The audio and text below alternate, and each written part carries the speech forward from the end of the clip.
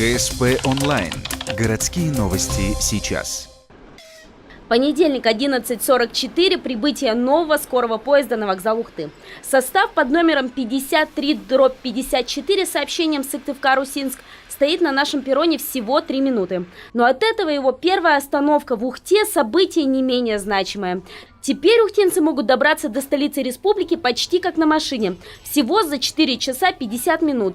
Да при этом еще и в комфортабельных новеньких вагонах. Начальник Ухтинского вокзала замечает, для горожан и гостей города запуск экспресса очень актуален.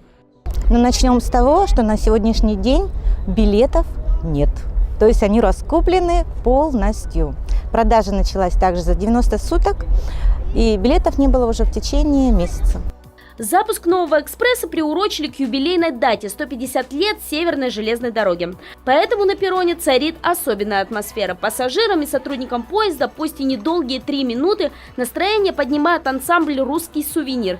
И это не последний праздник на вокзале в этом году. 2018 стал юбилейным и для здания Ухтинского вокзала. 60 лет с момента открытия. К круглой дате решили отреставрировать и зал ожидания. Ему вернут исторический вид.